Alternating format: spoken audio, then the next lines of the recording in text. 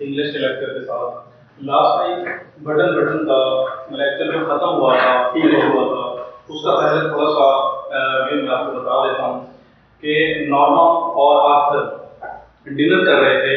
तो डिनर करने के बाद इनकी बटन वाले टॉपिक पे जो डिस्कशन चल रही थी, वो डिस्कशन, उस डिस्कशन से आर्थर नाराज हो गया था, गुस्से में आ गया था। और आपको याद होगा उसमें मैंने आपको बताया था कि वो जाने से पहले ये कहता है कि अगर आप नाराज ना हो तो हम इस पर मजीद फर्दर कोई बात नहीं करेंगे, कोई डिस्कस नहीं करेंगे।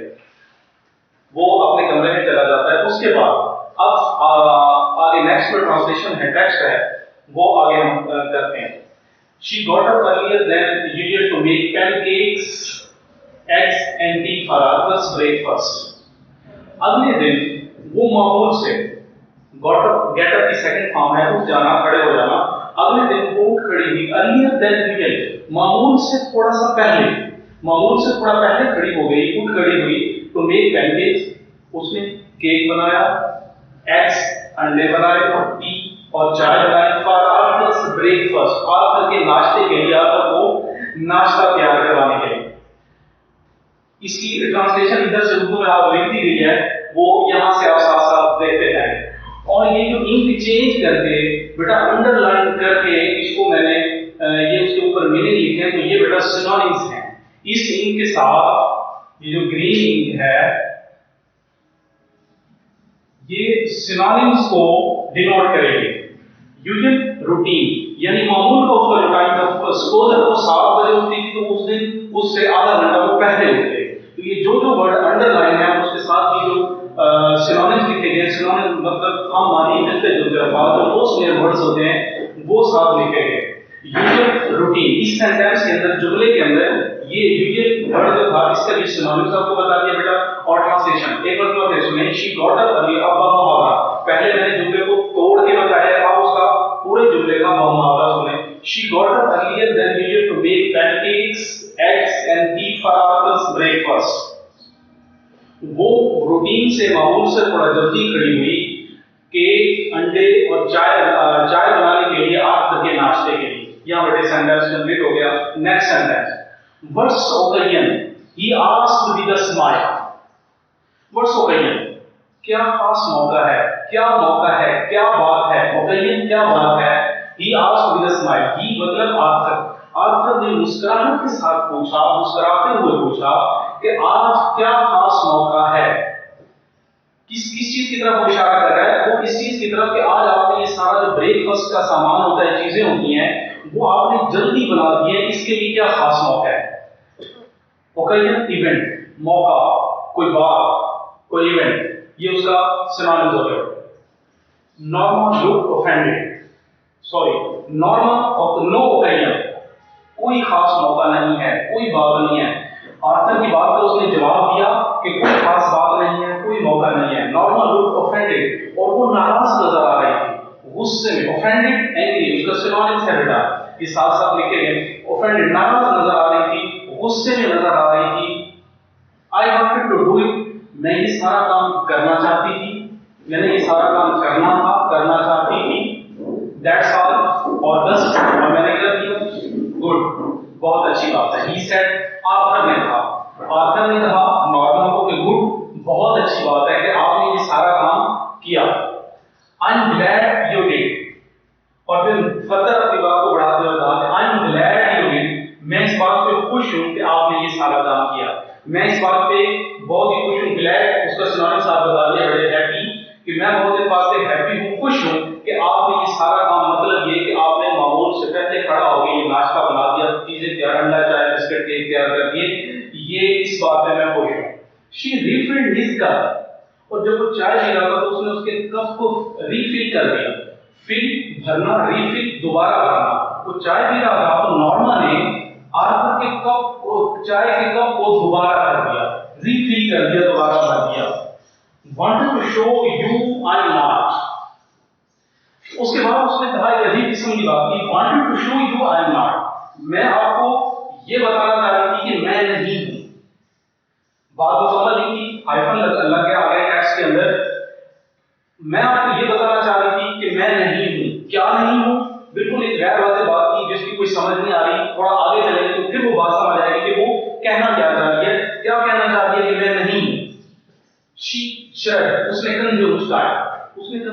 करते हुए कहा कि मैं आपको ये बताना चाह रही थी कि मैं नहीं हूं, नॉट बट, क्या नहीं हो, यानी आर्थर को उसकी बात समझ नहीं आई।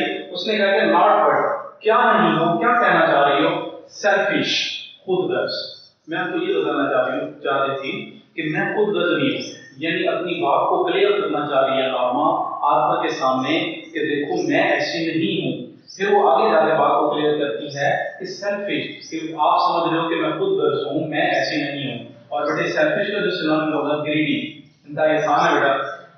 डिड आई से यू वर, अब यहाँ पे आर्थर उसको रिप्लाई करता है, आर्थर जवाब है, क्या मैंने कहा कि तुम खुदगर्ज हो, यानी मैंने आपको कहा है कि तुम खुदगर्ज हो, कि तुम अपनी क्लैरिफिकेशन दे रही हो, तुम इस बात को जस्टिफाई कर रही हो कि मैं सेल्फिश नहीं हूं। तो मैंने तुम्हें कहा, जब कब कहा, डिड आई से यू वर, क्या मैंने कहा कि तुम खुदगर्ज हो? वेल वेल, हाँ हाँ कहते हुए, जी कहते हुए, वेल जी कहते हुए उसने कहा, शी गेस्चर्ड वेगली, गेस्चर हिंट, इशारा, ये उसका सिनोनिम जो प्रोबेट लिख दिया है। वेगली गैर वाज़ेह, मुबहम सा, मुबहम सा गैर वाज़ेह, उसने एक गैर वाज़ेह इशारा दिया। क्या इशारा दिया? लास्ट नाइट के कल रात। अब थोड़ा सा यहाँ पे रोक के, ट्रांसलेशन को रोक के आपको सिर्फ 20 सेकंड के लिए पीछे जाना होगा, पीछे लेक्चर के अंदर, कि उससे पहले रात को जो बात हो रही थी तो आर्थर नाराज हो रहा था इससे कि देखो इस बात के बारे में ना सोचो, ये मर्डर है, ये बटन दबाने वाली जो कहानी है, स्टोरी है, ये सब गलत है, ये मर्डर है, कत्ल है, किसी का भी कत्ल हो तो कत्ल ही होता है, मर्डर होता है। और सबसे बड़ी बात, इट्स इमोरल, ये इखलाकी बात है, ये अच्छी बात नहीं है। तो उस पॉइंट पे वो कहती है कि देखो गेस्चर वेगली, लास्ट नाइट, देखो कल रात जो हमारी बात हुई थी, यानी वो ये कहना चाह रही है कल रात जो हमारी बात थी उससे वाज़ेह लग रहा था कि आप मुझे सेल्फिश समझ रहे हो, आप मुझे खुदगर्ज समझ रहे हो। अपनी उस पिछली बात को लेके वो बैठी हुई है, उसके माइंड के अंदर वो बात है और वो ये बताना चाह रही है कि देखो मैं खुदगर्ज नहीं हूं, जबकि तुमने मुझे समझा था, कहा नहीं पर आपने मुझे खुदगर्ज समझा था। जब उसने ये बात की, Arthur did not speak, Arthur बिल्कुल ना बोला, आर्थर ने कोई बात ना की, आर्थर ने उसकी बात का कोई जवाब ना दिया। All that talk about the button, हमारी वो तमाम बात जो बटन पे होती रही, हमारी वो तमाम बात जो बटन पे हुई, नॉर्मा ने कहा, I think you well misunderstood me. Norma ने कहा कि देखो मेरा ख्याल है कि तुमने मुझे गलत समझा है। अंडरस्टैंड समझना, मिसअंडरस्टैंड गलत समझना, सही तरीके से ना समझना। देखो तुमने मुझे गलत समझा है। इन व्हाट वे, कैसे, किस तरह? His voice was guarded, और उसकी आवाज बड़ी मोहतात थी, वो बड़ा मोहतात होकर पूछ रहा था, guarded, मोहतात। और इसका सिनोनिम बेटे केयरफुल। ये साथ साथ अंडरलाइन आप काउंट करते जाएंगे, उसके ऊपर जो इंक चेंज करके अल्फाज लिखे हुए हैं ये सिनोनिम्स हैं, हम मानिए मोस्ट क्लियर वर्ड्स हैं उसके। तो ये साथ आप बेटे इसको अलग से जब आप लेक्चर नोट करोगे तो उसमें आप इसको अलग अलग से इसकी लिस्ट बनाओगे। यहाँ पे क्योंकि वाइट बोर्ड पे जगह इतनी नहीं होती तो इसकी उसके ऊपर लिखे गए हैं, लिहाजा इसको आप अलग से इसकी लिस्ट बनाओगे। गार्डेड केयरफुल, उसमें बड़ा मोहतात होके पूछा, वो बड़ा मोहतात लग रहा था कि इन वर्ड पे किस तरह, मैंने कैसे कहा आपको कि आप खुदगर्ज हो।